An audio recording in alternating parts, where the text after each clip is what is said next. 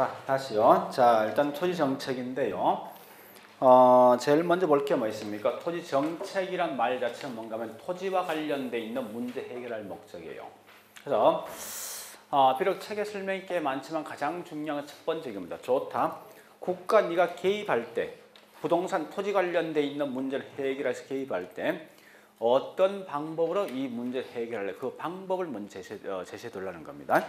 그래서 제일 먼저 정책에 대한 수단, 즉 방법이 있어요. 자, 그 방법이 크게 3개 있습니다. 이 내용을 좀 아셔야 돼요.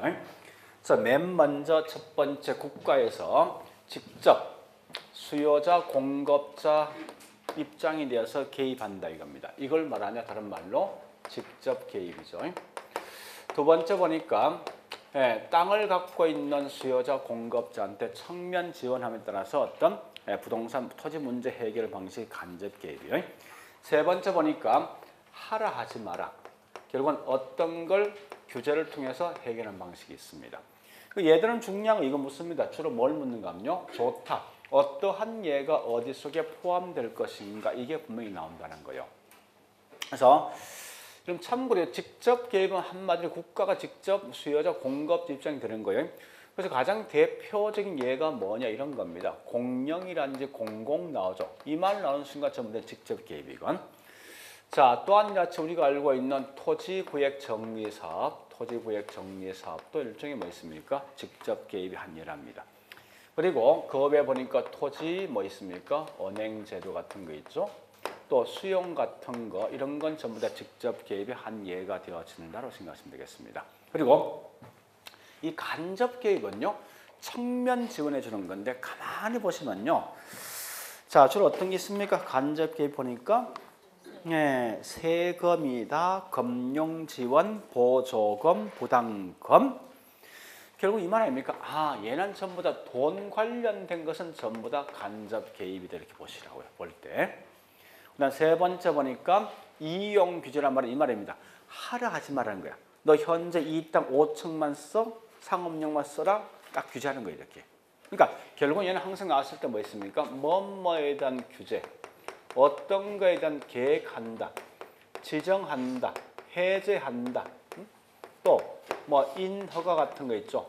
이런 건 전부 다 뭐 있습니까? 이용 규제 속에 포함된다 생각하세요. 그러니까 이건 주로 묻는 항상 어떤 예가 어떻게 포함될까 묻는 거예요. 토지 정책에서.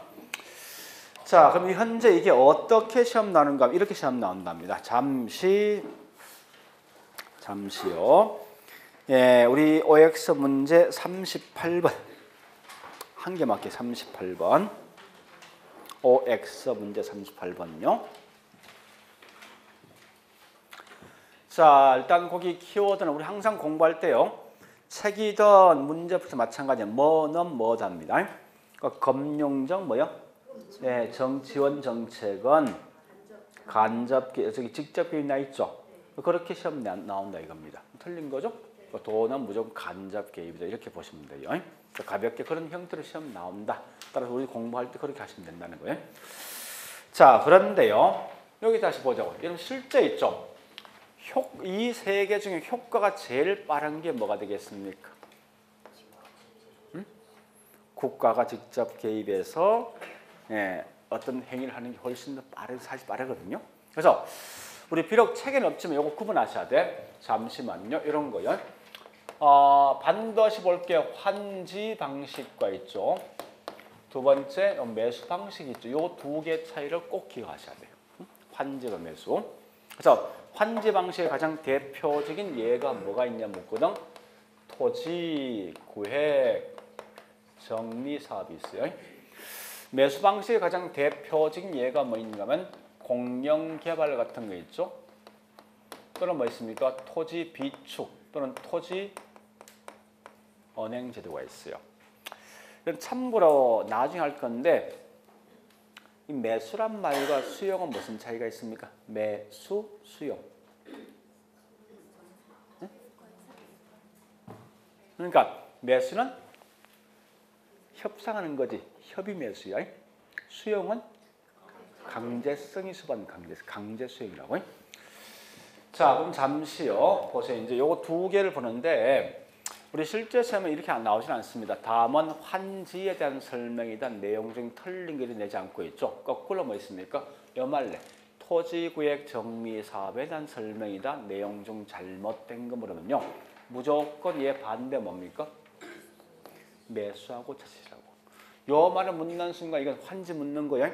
저 무슨 말인가? 우리 아마 이 정책이란 건 사실은 공법하고 똑같아. 어째 정책이 곧 공법이니까. 근데 아마 공부하시면 알겠지만 이런 내용은 똑같은 내용을 쓰고 있습니다. 있는데 공부 방식은 약간 차이 있어요. 그러니까 뭐 이런 토지구역 정리, 공영개발 등을 물었을 때 부동산 학에서는 이런 걸 함에 따라서 얻을 수 있는 장단점, 실익이 뭐가 있냐 이걸 따져보는 거예요.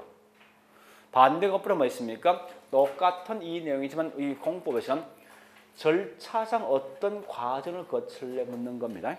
그래서 우리 항상 공부할 때 이 똑같은 내용이 나왔을 때 부동산학과 또 뭐 있습니까? 이런 공법에서는 공부하는 방식을 좀 달리해서 공부하시라 이겁니다. 자, 그러면 과연 환지란 말 뜻이 뭐고 반대로 뭐 있습니까? 여기 있는 매수가 뭐냐 설명해 볼게요. 우리 지금 하고 있는 것은 분명히 토지하고 있어요. 자, 개발 전에 있는 땅이 있어 있는데 우리 땅이 이렇게 복잡하게 되어 있을 것 같아요. 분명히 그죠? 상당히. 요걸 가지고 사업 시행사가 이 땅을 개발한다. 토지 개발하면 개발 후에 땅이 이렇게 보기 좋게 이렇게 만들어질 거 아닙니까? 그죠? 그건 당연한 이야기지만 개발 전에 있는 땅값과 개발 후에 있는 땅값은 차이 있겠습니까? 아마 얘가 그죠? 더 비쌀 것 같아. 자, 그런데 이 환지 방식이 뭐냐? 이 말 아닙니까? 환지란 것은 개발한 후에 원래 있는 주인한테 뭐 한다? 돌려준다. 이게 환지죠. 거꾸로 매수 방식은 뭐 있습니까? 사업 시행자가 개발하기 전에 미리 이 땅을 뭐 한다? 매입을 한다. 이렇게 보시면 될 거 아니에요. 그죠? 자, 요 두 개 이제 특징만 알고 있으면 우리 아마 거기 있는 일단 강의 노트에 있는 설명 들어갑니다. 이제 강의 노트. 자, 일단 토지 2번 갑니다. 첫 번째 보니까 소유권 침해요. 자, 여기 보세요. 이제 요거부터 할게요. 우리 책은 요거부터 되어 있으니까 토지 공영개발 이게 매수입니다. 얘는 뭐 있습니까? 땅을 개발하기 전에 미리 매입한 거지. 그러니까 원래 있는 주인은 개발 후에 이 이익을 가져갑니까? 없지. 이 말은 결국은 초기에 땅을 매입했으니까 처분했으니까 소유권 자체가 소멸된다 이거지. 그죠? 원래 주인은. 근데 거꾸로 환지 방식은 뭐 있습니까? 항상 소유권 누구한테 있습니까? 원래 있는 주인이 갖고 있는데 우리가 알고 있는 소유권 개념이 뭐예요? 타인에게 배타적으로 사용도, 수익도, 처분도 할 수 있는 권리 아닙니까? 근데 이 환지 방식은 개발되는 기간 중에 이 땅을 처분할 수 있어요. 있지만 개발되는 기간 중에 뭐 있습니까? 사용 등을 할 수 있습니까? 없을 거 아니에요. 그러니까 사용권 자체가 뭐 있습니까? 제한되어 있으니까 이걸 표현할 때 권리 일부가 축소되어 있다라고 쓰는 거예요. 두 번째요. 자, 주민 측면의 주민. 자, 다시 할게요. 여기 보세요. 자, 이런 특히 이 매수 방식은 무조건 국가가 땅을 매입할 때는 무조건 뭐로 매입하는가 하면요. 공시지가로 매입합니다. 이건 아셔야 돼. 응? 근데 우리 개발 후에 땅값은요. 엄청나게 올라가지만 이 매수 방식은 워낙 싸게 처분한 결과 주민들의 불만이 클 수밖에 없지. 왜? 개발 후에 아무런 주민한테 올 수 있는 이익이 없기 때문에. 근데 거꾸로 뭐 있습니까? 환지 방식은 소유권 누구한테 있습니까? 원래 있는 주인이 가지고 있기 때문에 사업 중간중간 관여할 수 있지.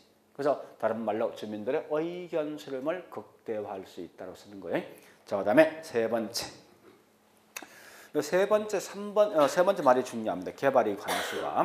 자, 다시 할게. 보세요. 자, 이 사업 시행자는 국가입니다. 매수 방식은 공시지가로 매입했지. 그래서 개발한 후에 이걸 처분할 때 어떻게 하는가 하면요.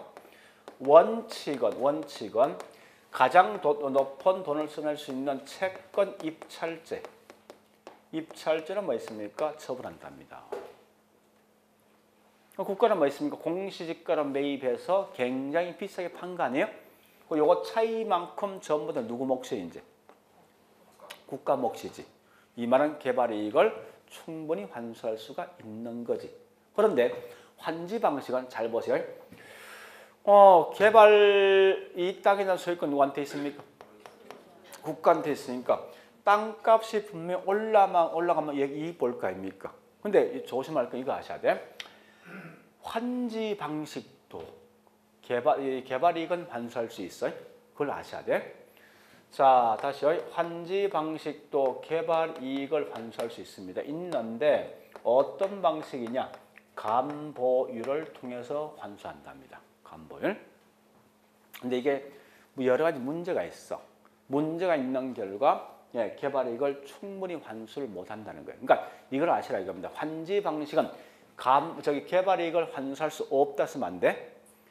감보를 통해서 개발이익 환수할 수 있는데 이게 문제가 뭐 있습니까? 어떤 위치상 가격 등을 잘못 측정한 결과 이게 환수가 충분하지 못한 단점이 있다는 거예요. 이렇게 보시면 돼요. 그럼 감보율이 뭔지 알죠? 네? 공법 시험 했을 거 아니에요. 그냥 단순하게 이렇게 할게요. 보세요. 자, 여기 만약에 개발 전에 있는 땅값이 평당 10만 원이에요. 그냥 간단하게. 근데 개발에 보니까 땅값이 얼마에 평당 20만 원 되어지는데 2배 뛴 거지. 결국 현재 얘가 보니까 뭐 있습니까?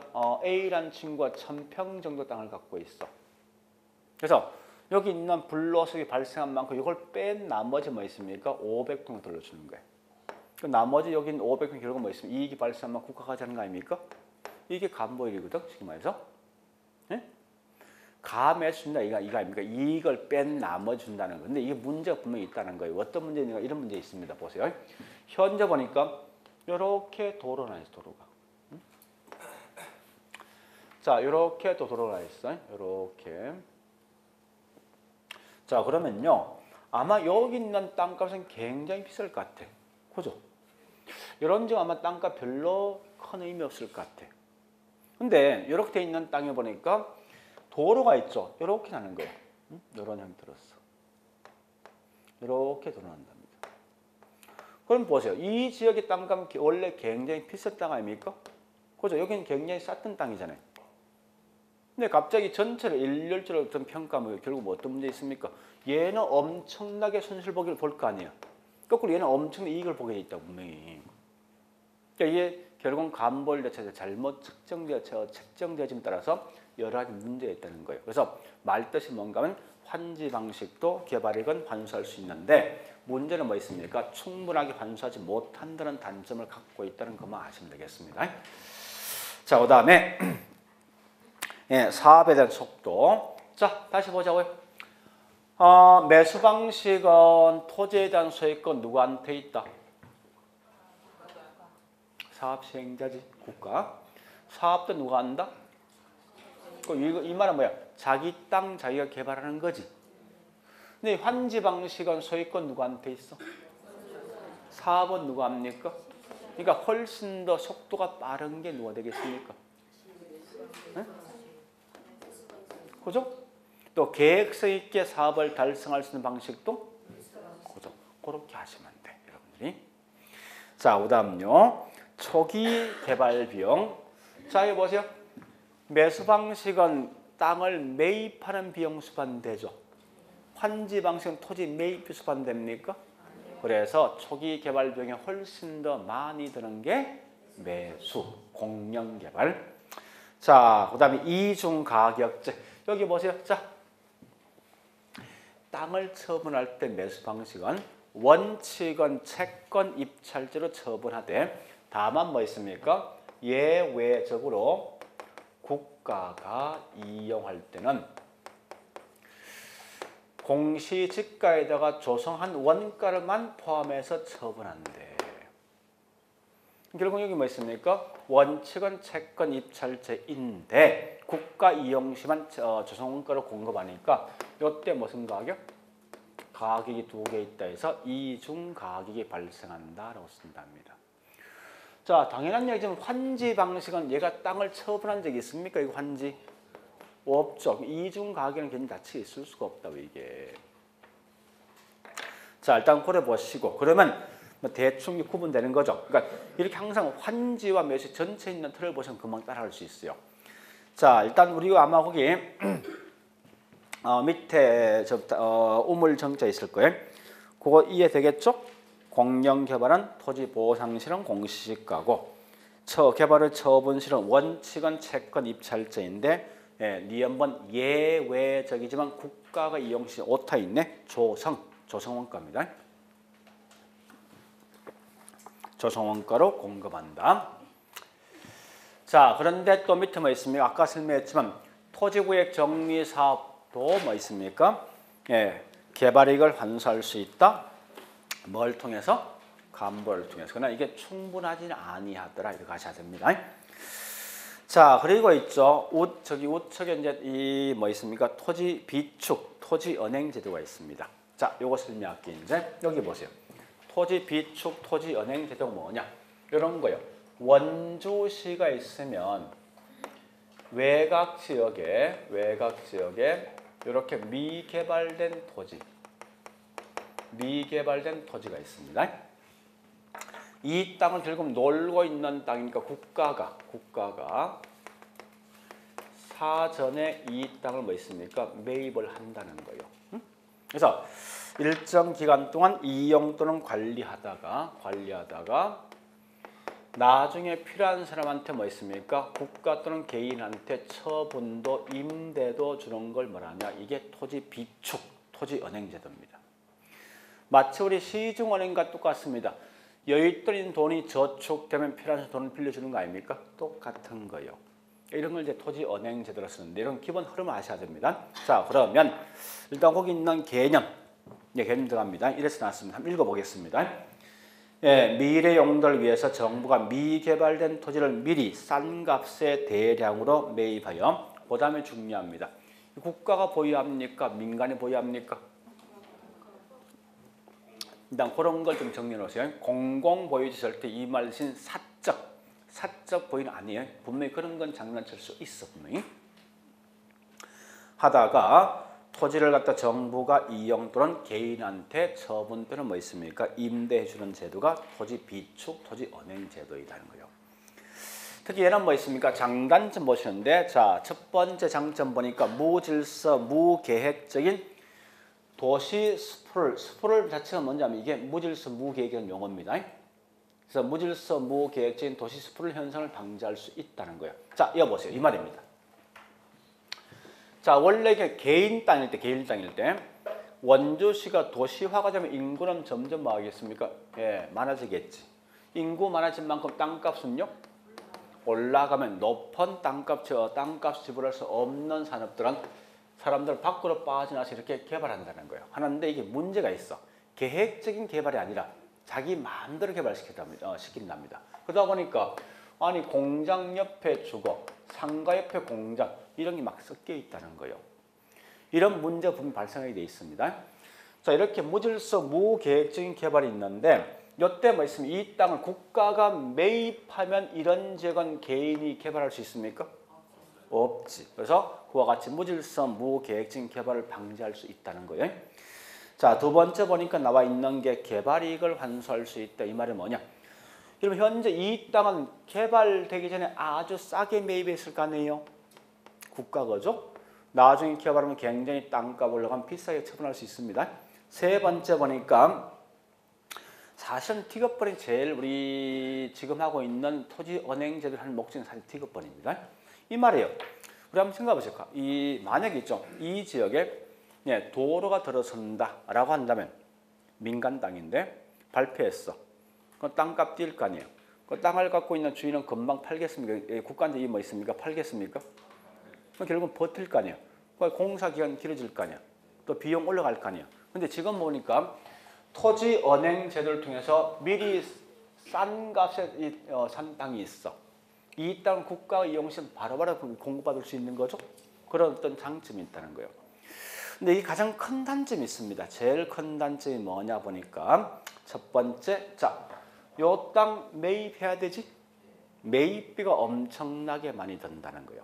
두 번째 가장 큰 단점. 사실은 여러분들 내용상에서는 토지언행제도는 민간도 이 땅을 살 수가 있어요. 있는데 사실은 거의 그런 거 없어. 대부분 뭐 있습니까? 토지언행제도 통해서 이 땅을 샀단 말은 조만간 이 지역이 개발되는 의미가 내포돼 있어. 그러니까 사람들이 이걸 알고 있으면 요 주변 지역의 땅값은 결국은 투기 발생하겠지. 그죠? 그래서 거기 있는 두 번째 그 말입니다. 주변 지역의 집가 상승 때문에 투기적인 유발할 수 있다는 거예요. 이런 것만 좀 정리해 놓으시라고. 참고로 자, 지금 하고 있는 토지 언행제도, 토지 비축제도는 매수 방식입니까? 수용 방식입니까? 매수예요, 매수. 그래서 매수 방식을 좀 아시면서요. 자, 일단 그거까지 봤으면 이제 책의 내용 정리할게요. 자, 책 봅니다. 자, 책의 설명이 꽤 많지만 223페이지요. 다른 건 버리시고 밑에 박서. 보충 설명. 자, 책의 제목이 보니까 이렇게 나왔거든요. 부동산 시장에 대한 정부 개입 방식인데 그렇게 쓰지 말고 좀 바꿔 쓰세요. 여기에 뭔가 토지 정책 수단이야. 토지 정책 수단. 그 제목을 좀 잘못 썼어요. 토지 정책 수단이라 써야 됩니다. 그래야만 첫 번째 우리 큰 2번 직접 개입이 있죠. 그래서 이건 뒷장 가볼까요?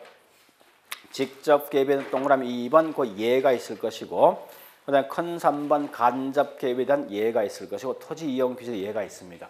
이걸 굳이 다 암기는 하지 말고 이러이러한 예가 어디 속에 포함되는지 대충 아시면 돼요. 자, 224페이지 갈로 3번 지역 지구제. 이건 앞에 제가 했던 거예요. 했는데 중요한 것만 체킹하자고요. 자, 갈로 2번 지역 지구제 목적. 그래서 동그라미 1번을 보시는데 1번 제일 첫째 줄 끝에 외부 불경제 갈로 속에 어울리지 않는 이용을 제거 또는 감소시킬 목적. 요거만 기억하시라고요. 자, 그리고 225페이지 보니까요. 갈로 3번 지역 지구제 효과가 있어요. 동그라미 1번 그 박스가 있어요. 박스 있는데 마지막에 주택 가치 상승 나 있지. 우리 항상 아까 했어요. 단기는 여러분 제일 중요한 게 뭐가 중요합니까?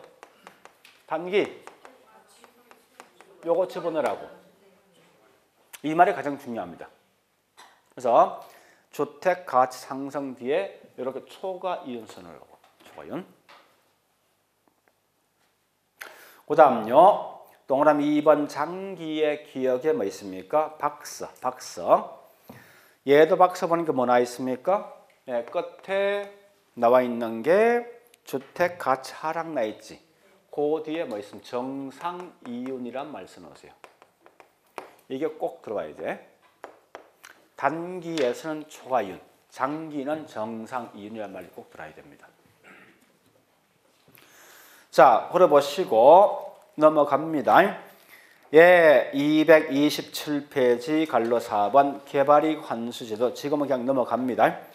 자, 뒷장 볼까요? 예, 228페이지 보니까 동그라미 3번이 있습니다. 거기 뭐 토지 언행 비축제도 있죠. 요건 정리하시는데, 자, 아까 했은 의는 가장 중요한 말이 뭐가 중요하냐?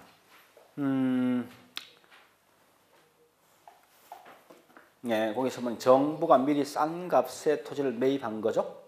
자, 그런 거 보시고요. 자, 니은번 장점, 디귿번 단점은 좀 읽어보시라고요. 그래서 의하고 장단점 좀 정리하시고요. 나머지는 그냥 쭉 넘어갑니다. 자, 뒷장 쭉 가볼게요. 다 필요 없으니까. 자, 그 다음에 232페이지 양갈로 6번, 그 다음에 233페이지 양갈로 7번이 있죠. 6번과 7번을 같이 비교하셔야 됩니다. 6번이 공영개발은 무슨 방식? 매수 방식. 갈로 7번 토지구역 정리사업은 무슨 방식요? 네, 환지 방식. 이렇게 비교하셔야 돼요. 그러면서 다시 공영개발 갑니다. 공영개발은 갈로 2번 장점 갑니다. 자, 장점에 동그라미 1번 가장 중요한 키워드. 스프를 현상 방지할 수 있죠. 그죠? 국가가 그 땅을 갖고 있으면 스프를 말 뜻이 뭔가 하면 무질서, 무계획적인 개발이라 말 뜻이에요. 이걸 방지할 수 있다. 그죠? 자, 그 다음에 2번. 동그라미 2번 갑니다. 얘는 가장 중요한 대량 공급을 가능케 해준다리 중요합니다. 자, 우측 가볼까요? 그 3번은 뭐가 중요하죠? 불로소득 차당. 같은 말이 개발 이익을 충분하게 환수할 수 있다. 개발 이익 환수가 충분하다.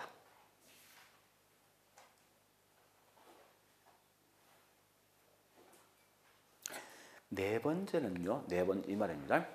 여러분 보셔야 돼요. 자, 여기 보세요. 국가 네가 땅을 굉장히 싸게 매입했잖아요. 그죠? 한 것만큼 모든 이익을 다 처먹지 말고 막말해서 좀 토해내라는 거야. 누구한테? 그렇지. 그 말이에요.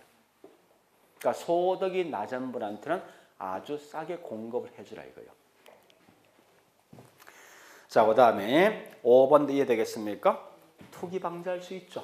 그죠? 그 다음에 단점 가볼게. 자, 단점에 1번 갑니다. 자, 다시.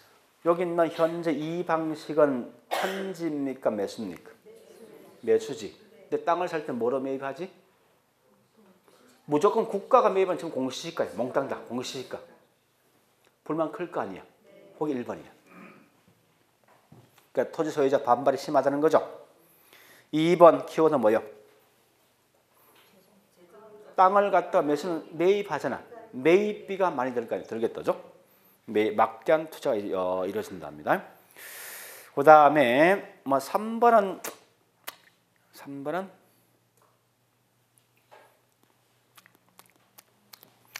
통과. 그럼 사실은요. 제가 다음에 할 건데 미리 한번 설명 한번 드려볼게요. 잘 보세요. 이거요. 여기가 현재 보니까 원래 개발되지 않는 지역인데 이 지역을 개발했어. 국가가 땅을 매입했어. 공영 개발로서. 이 땅 국가입니까? 그래서 이 땅을 개발하면 땅값은요? 올라가죠? 자, 그럼 외곽지역 땅값은 올라갑니다. 이게 무슨 말이 이 말입니다. 개발 지역 내, 자, 요건 한번 들어볼 다음에 할 건데 개발 지역 내란 말과 외가 달라져. 개발 지역 내에서는 개발 이익을 환수할 수 있습니까? 있죠, 그죠? 개발 이익이 환수되어진다 이겁니다. 왜? 국가는 싸게 공식을 매입해서 개발한 후에 비싸게 팔 거니까. 근데 개발 지역 외라는 것은 개인 땅입니까? 국가 땅이에요? 그래서 이런 개발 이익을 환수할 수가 없는 문제점이 있어. 그래서 이 말이 뭔가 주민들 간의 형평성 문제 발생 그 말인데요. 사실은 그 말 중요한 것은 요걸 기억하셔야 합니다. 지금은 적지 마세요. 다음에 할 거니까. 그래서 나중 가면 개발 지역 내란 말과 외를 구분해서 다시 설명할 거예요. 그때 가시고. 자, 그 다음에 7번에 토지구역 정리사업 갑니다. 자, 일단 토지구역 정리사업 장점으로 아주 간단하게 나 있네. 장점. 자, 일단 여기 보세요. 장점 뭐 있습니까? 얘하고 비교했을 때. 비용 절감. 또 초기 사업비가 적게 든다. 사업 시행자는. 두 번째.